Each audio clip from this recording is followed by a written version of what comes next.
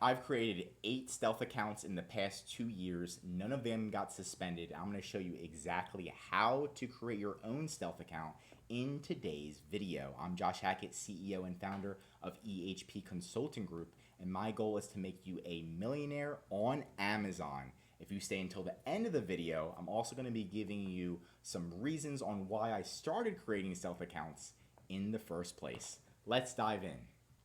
Okay, so let's go through what you need to create a stealth account. And number one is you need a close friend or a family member. This person should not be living with you. They should not be living with you. That's why a close friend is usually easier because you've never lived with them before. Or you could use like a cousin or an aunt and uncle. But their job is to create the account. So you're gonna say, hey, look, I need help. Can you please create an Amazon Seller Central account for me? And they're gonna help you create one. Their goal is to create it as if they were selling themselves. So their address, their info, right, as if they're gonna, and they're just gonna sign up as an individual. They don't need a business. Next, while they're creating the account and getting verified, which will probably take 5 to 7 days, you're going to start a new business in the USA, and that's gonna be a LegalZoom.com business. You're gonna also need a new phone number. It's gonna be a phone.com. Phone number is my recommendation. A new email address, so you can utilize Gmail to create a new email address, or you can utilize Proton Mail to make a new email address. A new business bank account, which is American Express. That's going to be the easiest to do. American Express is the easiest to open up business bank accounts online without wasting time and going in person. A new business credit card. One of the best business credit cards is American Express. When you create this account, they're going to create the account in their name. Everything's going to be in their name. Once you have access, you're going to create an AWS virtual machine. This is a virtual machine that I'm using right now. So Amazon can't track my IP address. Amazon can't track my MAC address. They can't connect it back to me. It's like a VPN, but it's much, much more powerful because the VPN doesn't protect your MAC address. It's not powerful enough. You need a virtual machine to keep everything inside and make sure nothing gets messed up. A new laptop is also a good go-to. This one's optional, but it is recommended. And of course, to get a new business credit card, you need good credit, and then you do need a new business address. You can't use the same address that you used on your old account, or it will get connected. So you want to have a new business address as well. All right, that new business credit card is pretty much for you to assign your friend as an employee. So you get approved for an American Express credit card, and it says your name, mine's Josh Hackett, Josh Hackett. And let's say my best friend that's doing this, his name's Johnny Smith. So I get my credit card, and then I tell American Express, hey, I have an employee named Johnny Smith. Can you send me a card? They're going to send Johnny Smith, and it's going to be attached to your admin card. So you pay all the bills. They're just an employee. And you use this card on the Amazon account. So you never have to use your actual name. Your bank account is going to be in the business name. It's not going to be in your name. So everything's going to be clean. Amazon's never going to be able to connect it back to you if you follow all of these steps. So what you're going to do is after your friend creates the account, let's go through and scroll down a little bit. So now your friend created the new Amazon seller account. You're going to create everything else that I mentioned, right? The AWS virtual machine, the business credit card, the new business account, all that stuff. You're creating it on the back end. Don't give any of that to your friend. Don't give any of the information to your friend because you don't want them to log in and connect it. This is all for you. You're creating all this. Once your friend says, my account's verified, awesome, right? Then you come in and you log in on this you create a virtual machine, and then you log into their account. So you're gonna be like, hey friend, can you help me log into your account? Yeah, they're gonna help you log in. You have access now. Once you have access, the first thing you wanna do is you wanna change that Gmail so you can log in, right? So you don't want it to be in your friend's Gmail. You wanna change the login settings and change it to your new Gmail that you created. That's number one.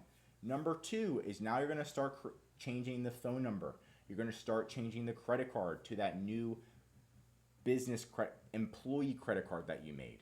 So you don't want to charge your friend, you want to charge their new employee credit card that you pay off anyways, right? So you're going to create all of those. The business bank account you're going to change the tax info. Before you start changing everything, you're going to want to message Amazon and say, hey, I got a new email. I just wanted to let you know I'm going to change my email. Wait 24 hours, come back in, and Amazon's going to say, you're good to go. Go ahead and change your email. You're going to change your email, and it's not going to raise any red flags because you did it through Amazon. You talked to Amazon. Amazon put in the system. You're going to wait 3 days. You're going to say, hey, Amazon, I got a new business bank account. I'm changing my bank account. Is that okay? Yes, it's okay. Then you can change it. If you change everything too quickly, Amazon's going to think you got hacked and they're going to shut down your account. You don't want that, right? So you do it very slowly. Every 3 days, you message Amazon, and then after, let's say after 30 days, everything's going to be is going to have all of your information access to you, right? It's not going to have your name. It's not going to have your address. It's going to have all of your new information, and that way, this new account is going to be owned by you. And it sounds complicated, but it's not complicated. I've done it myself several times, as I've already mentioned. You see, I'm already on a virtual machine right now. We have training on how to do it, but you can look through this step-by-step guide and follow it, and you're able to do it yourself. It's always hard the first time, but just like riding a bike, the second, third, fourth time, it gets easier and easier and easier to do, right? And I always recommend having a stealth account. And the reason why I started creating stealth accounts is we had a client that was making $100,000 a month on Amazon.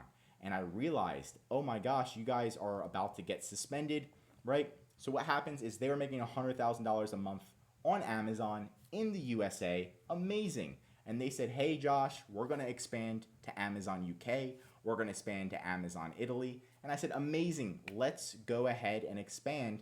But let me just do some research. And I found out that they don't have any trademarks in the UK. They don't have any trademarks in Italy. So that means that they're not protected as a brand. You need, if you know Amazon, you need trademarks. So they were like, we're going to file the trademarks later. Let's just expand first. They expanded to the UK. They expanded to Italy, and they started to generate a lot of sales. One day I noticed that somebody filed a trademark in the UK and in Italy. And it was a Chinese competitor. A Chinese competitor filed their brand name before they did and pretty much stole their trademark in the UK and in Italy. That Chinese competitor must have hated them and reported all of their listings. Their accounts got suspended, and it even shut down their US account. So it was a mess. If they had a stealth account ready to go, they could have moved their inventory, or they at least could have continued to sell to generate sales because their US account would have been good to go and they could have continued to sell in the US. But instead, they didn't have a stealth account. They were only selling, and their US account got suspended. And instead of it taking, they had a stealth account, they could still sell. They were suspended for 30 days because we had to convince Amazon that, oops, we didn't know there was a trademark in the UK. We didn't know there was a trademark in Italy. And it kind of led to that. They did get reinstated after 30 days. We worked with them. The owner of the company sold their company. You can check on our website. They sold their company to another company. So that's when we were like, okay, we're not managing anymore. But it was definitely a ride. And it's always good to have a backup account, right? Even if it's the stealth account. So that way, when Amazon starts hurting you and taking away your business, you have backups, because that's what you want to have in life, is backups. And that's why not only am I making this video, but I also have a how to create an Amazon stealth account course, which is in the description. And you can contact EHP Consulting Group and we can help you sell on Amazon if you need help creating a stealth account or anything else related to Amazon. Of course, with all of this data, you can create everything yourself, but that's completely up to you. I'm Josh Hackett, CEO and founder of EHP Consulting Group, and I'm here to tell you that it is possible. Signing out.